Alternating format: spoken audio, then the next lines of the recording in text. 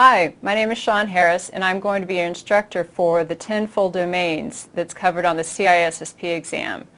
I've been in this industry for many years before anybody actually really cared about it. When I started in security, I said that I was very interested in it because it was complex. You have to really understand technology before you could secure it. And 10 years ago, I was told, well, that's nice that you are interested in security, but you'll never have a full-time job in it. Well, not only do I have a full-time job, a lot of people have a full-time job in security because of the importance of it. I've written a few books on security, CISSP All-in-One, The Passport, Gray Hat Hacking. I'm halfway through the CISA book right now.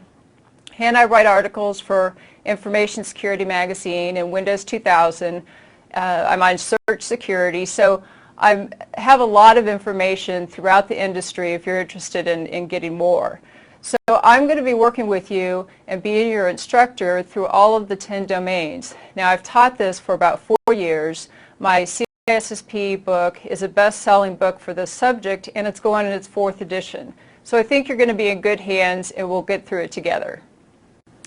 We're going to go over the common body of knowledge, which makes up the CISSP exam.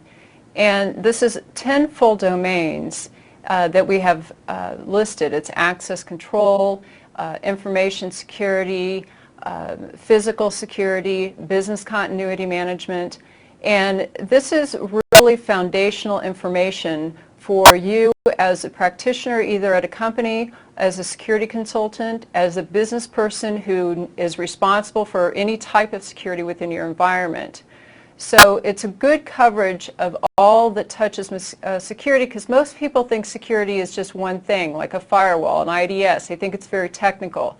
But this exam is good because it covers all the components of security, and if you really get to know this information and not just study it to pass the exam, if you really know this information, it'll be useful to you out in the industry. Now, the exam itself has 250 questions, and you know, they're not even high-tech yet. They've got, just like when you took the SAT test, you have to fill in those little bubbles.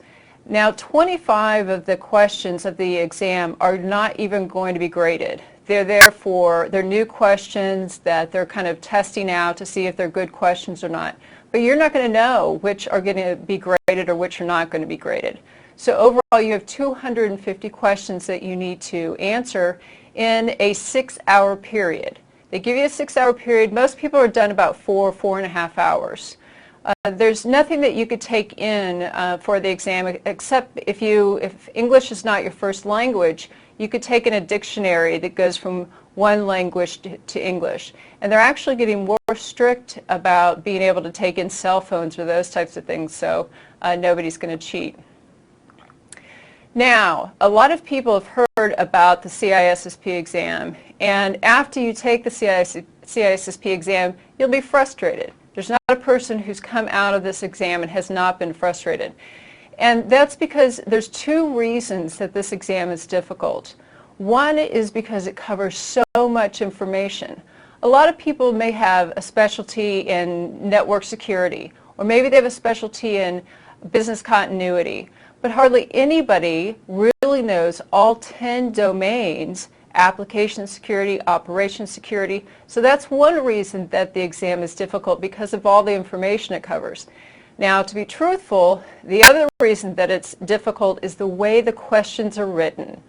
They're not straightforward, they're a little tricky, and we're going to go through some questions to give you an example of what you can run into.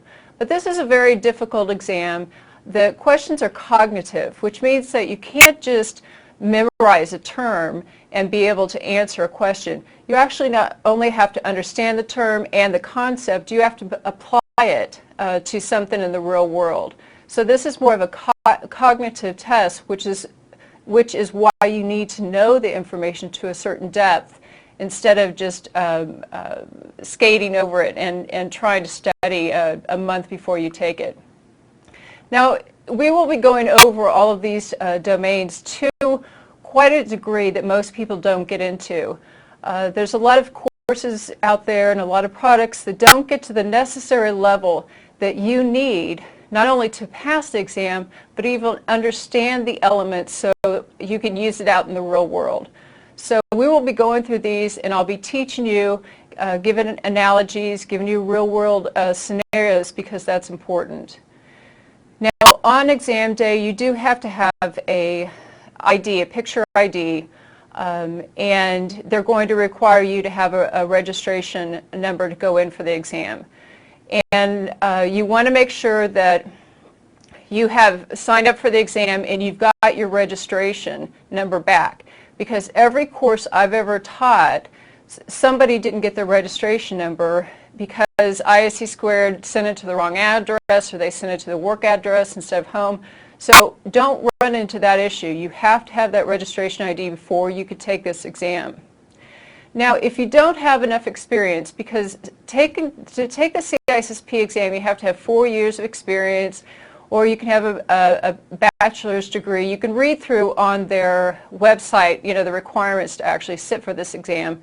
But if you don't have that much experience in information security, they have something that's called the associates, which means you could sit for the exam and then you can get the experience, and somebody has to sign off that you've actually got the experience. So people who are coming out of college that don't have the experience in the industry are taking and getting an associate's degree. So don't think that you don't have enough experience to be able to do this. There's a couple ways that you can approach it. Now, it's important if you're going to, when studying for CISSP, this is it.